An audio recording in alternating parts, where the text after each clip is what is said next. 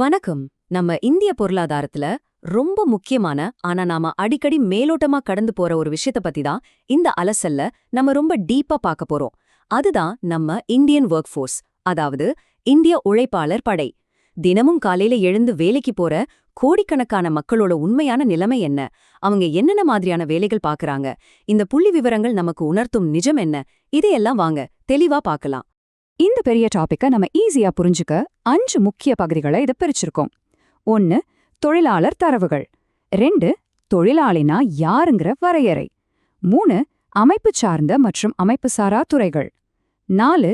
வேலையின்மையின் வகைகள். அப்புறம் கடைசியா முறைசாரா பொருளாதாரத்தோட உண்மையான நிலை. சரி, முதல்ல பகுதி 1, இந்திய உழைப்பாளர் படையோட புள்ளி விவரங்கள். இதோட பிரம்மாண்டத்தை புரிஞ்சுக்க நாம முதல்ல சில நம்பர்ஸ பார்க்கணும்.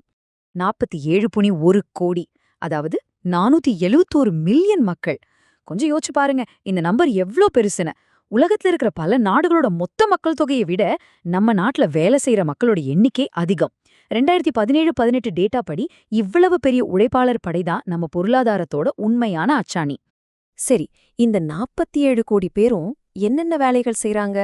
இதோட டேட்டா ரொம்பவே இன்ட்ரெஸ்டிங்கா இருக்கு. நம்ம மொத்த தொழிலாளர்கள்ல பாதிக்கும் மேல, அதாவது எக்ஸாக்டா 52% பேர் சுயதொழில் செய்றவங்க. ஆமாங்க, அவங்களுக்கு அவங்களே தான் பாஸ். அடுத்து ஒரு 25% பேர் தினக்கூலி தொழிலாளர்களா இருக்காங்க. எந்த ஒரு ஜாப் செக்யூரிட்டியும் இல்லாம தினமும் உழைக்கிறவங்க இவங்க. மீதம் இருக்கிற வெறும் 23% பேர் தான் நிலையான மாத சம்பளம் வாங்குற ஊழியர்கள். இப்போ இந்த உழைப்பாளர்கள் எந்தெந்த துறைகள்ல, அதாவது செக்டர்ஸ்ல இருக்காங்கன்னு பார்த்தா இன்னொரு முக்கியமான விஷயம் புரியும். இன்னிக்கும் கூட 44.6% மக்கள் விவசாயம் சார்ந்த முதன்மை துறையான, அதாவது பிரைமரி செக்டரை தான் நம்பியிருக்காங்க. அதுக்கப்புறம் உற்பத்தி பணிகளை உள்ளடக்கிய செகண்டரி செக்டர்ல 24.4%, ஐடி, பேங்கிங், டிரான்ஸ்போர்ட் மாதிரியான சர்வீஸ் துறையில 31% இருக்காங்க. வருமானத்துல சர்வீஸ் செக்டார் பெரிய பங்கு வகிச்சாலும் வேலைவாய்ப்பை பொறுத்த வரைக்கும் இன்னிக்கும் நம்ம நாட்டுல விவசாயம் தான் நம்பர் 1. பகுதி 2, தொழிலாளி என்பவர் யார்? இவ்ளோ நேரம் நம்பர்ஸ பார்த்தோம் இல்லையா? இப்போ அந்த நம்பர்ஸ்க்கு பின்னாடி இருக்கிற மனுஷங்களை பத்தி பேசுவோம். எக்கனாமிக்ஸ் படி ஒரு தொழிலாளினா யாரு, அவங்களுக்குள்ள இருக்கிற வித்தியாசங்கள் என்ன? இதை ஈஸியா புரிஞ்சுக்க நாம 2 எக்ஸாம்பிள்ஸ் எடுத்துக்கலாம். முதல்ல ஒரு சிமெண்ட் கடை ஓனர். அவர் ஒரு சுயதொழில் செய்றவர், அதாவது செல்ஃப் எம்ப்ளாய்டு. அவருக்கான முடிவுகளை அவரே எடுப்பாரு. அவருக்கு ஓரளவு சுதந்திரமும் பாதுகாப்பும் இருக்கு. ஆனா இன்னொரு பக்கம் ஒரு கன்ஸ்ட்ரக்ஷன் ஒர்க்கரை எடுத்துக்கோங்க. அவரு ஒரு தினக்கூலி. இன்னைக்கு வேலை இருக்கும், நாளைக்கு இருக்குமான்னு அவருக்கே தெரியாது. வேலை செய்யற நாட்களுக்கு மட்டும்தான் சம்பளம். இந்த கேஷுவல் வேஜ் லேபரர்ஸ் தான் நம்ம ஜாப் மார்க்கெட்லயே ரொம்பவே பாதிக்கப்படக்கூடிய நிலையில இருக்காங்க. அடுத்து நம்ம முன்னாடியே பார்த்தா இந்த 23% மக்கள், இவங்க தான் நிலையான சம்பளம் வாங்குற ரெகுலர் சாலரிட் எம்ப்ளாயீஸ். உதாரணத்துக்கு ஒரு கன்ஸ்ட்ரக்ஷன் கம்பெனில வேலை பார்க்குற ஒரு சிவில் இன்ஜினியர் எடுத்துப்போம். அவரு அந்த கம்பெனியோட நிரந்தர ஊழியர். ஒவ்வொரு மாசமும் ஒரு குறிப்பிட்ட தேதியில அவருக்கு சம்பளம் வந்துரும். அவருக்கு கிடைக்கிற ஜாப் செக்யூரிட்டியும் சமூக பாதுகாப்பும் ஒரு தினக்கூலி தொழிலாளிக்கு கண்டிப்பா கிடைக்கிறதில்ல. பகுதி 3, அமைப்பு சார்ந்த மற்றும் அமைப்பு சாரா துறைகள். இப்போ வேலைகளோட வகைகளை பார்த்துட்டோம். அடுத்து அவங்க வேலை செய்யற சூழல் எப்படி இருக்குன்னு பார்க்கணும். இது ரொம்பவே முக்கியமான ஒண்ணு. இத நாம ஆர்கனைஸ் செக்டர் மற்றும் அன்ஆர்கனைஸ் செக்டர்னு 2ஆ பிரிக்கலாம். இந்த 2 செக்டாருக்கும் என்ன வித்தியாசம்? இத காந்தா, கமல்னு 2 பேரோட வாழ்க்கைய வச்சு நாம ரொம்ப ஈஸியா புரிஞ்சுக்கலாம். காந்தா ஒரு ஆர்கனைஸ்ட் செக்டர், அதாவது அமைப்பு சார்ந்த துறையில வேலை பார்க்கறாங்க. காலையில 9:30 to evening 5:30 fixed timing. PF, medical benefits, paid லீவ்னு எல்லாமே அவங்களுக்கு கிடைக்கும். ஆனா கமல் அப்படி இல்ல. அவரு அன்ஆர்கனைஸ்ட் செக்டர்ல இருக்காரு. அரசு கட்டுப்பாடுகள் எதுவும் இல்லாத ஒரு சின்ன இடத்துல வேலை செய்யறாரு. அவருக்கு ஃபிக்ஸ்டு டைம் கிடையாது. லீவ் போட்டா சம்பளம் கட்டாயிடும். ஏன், எப்போ வேணாலும் வேலையை விட்டு தூக்கப்படலாம். இதுதான் நம்ம பொருளாதாரத்தோட 2 வெவ்வேறு முகங்கள். இந்த அமைப்பு சாரா துறையில இருக்கிறவங்க உண்மையிலேயே ரொம்ப பாதுகாப்பற்ற நிலையில தான் இருக்காங்க. இவங்க யாரெல்லாம்னு பாத்தீங்கன்னா, சொந்த நிலம் இல்லாத விவசாய கூலிகள், சிறு குறு விவசாயிகள், தெருவோரம் வியாபாரம் செய்றவங்க, மூட்டை தூக்குற தொழிலாளர்கள், அப்புறம் தினக்கூலிக்கு போற கட்டட தொழிலாளர்கள். எந்த ஒரு லேபர் சட்டங்களோட அரவணைப்பும் இல்லாம தங்களோட அன்றாட வாழ்வாதாரத்துக்காக தினமும் போராடுற நிஜ ஹீரோக்கள் இவங்க தான். பகுதி 4, வேலையின்மையின் வகைகள். இதுவரைக்கும் வேலை செய்யறவங்கள பத்தி பேசணும், ரைட்? ஆனா வேலை செய்ய ரெடியா இருந்தோம், வேலை கிடைக்காதவங்களோட நிலைமை என்ன? நம்ம பொருளாதாரத்தோட இருண்ட பக்கமான வேலையின்மை, அதாவது அன்எம்ப்ளாய்மெண்ட் பத்தி நாம கண்டிப்பா அலசியாகணும். இதுலயும் பல வகைகள் இருக்கு.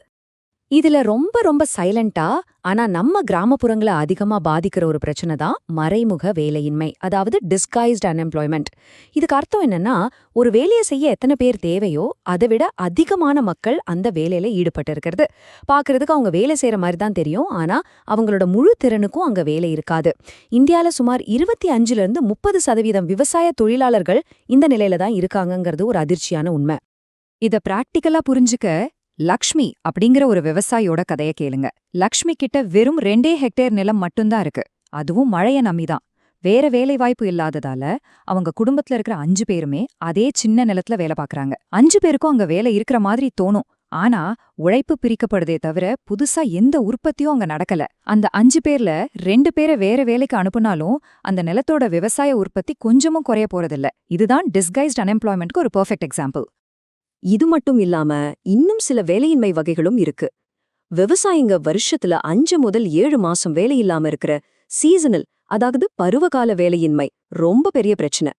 அதுபோக சுத்தமா வேலையே இல்லாத ஓபன் அன்எம்ப்ளாய்மெண்ட், எக்கனாமிக் சைக்கிள்னால வர சைக்கிளிக்கல் அன்எம்ப்ளாய்மெண்ட், படித்து பட்டம் வாங்கியும் வேலை கிடைக்காத எஜுகேட்டட் அன்எம்ப்ளாய்மெண்ட்னு இப்படி பலவிதமான சவால்கள் நம்ம ஜாப் மார்க்கெட்ல இருக்கு. பகுதி 5, முறைசாரா பொருளாதாரத்தின் உண்மை நிலை. இவ்ளோ டேட்டா, இவ்ளோ சவால்கள், இதெல்லாம் பார்த்ததுக்கு அப்புறம் நம்ம ரொம்ப முக்கியமான ஒரு கன்க்ளூஷனுக்கு வந்திருக்கோம். நம்ம பொருளாதாரத்தோட உண்மையான முகமான இன்ஃபார்மல் ரியாலிட்டிய பத்தி இப்போ பார்க்கலாம். 94%. இத்தனை வருஷங்களா நம்ம எக்கானமி வளர்ந்திருக்கு, நிறைய இண்டஸ்ட்ரீஸ் வந்திருக்குன்னு நம்ம என்னதான் பெருமையா பேசிக்கிட்டாலும், இன்னிக்கும் இந்திய உழைப்பாளர்கள்ல 94% பேர் அந்த அமைப்புச்சாரா, அதாவது அன்ஆர்கனைஸ்ட் செக்டர்ல தான் சிக்கியிருக்காங்க. அதாவது வெறும் 6% மக்களுக்கு மட்டும்தான் பாதுகாப்பான ஃபிக்ஸ்டான வேலைகள் கிடைக்குது. மீதமுள்ள அந்த 94% உழைப்பாளர்களோட வியர்வையில தான் ஒவ்வொரு நாளும் நம்ம நாட்டோட பொருளாதாரமே சுழன்றுகிட்டு இருக்கு.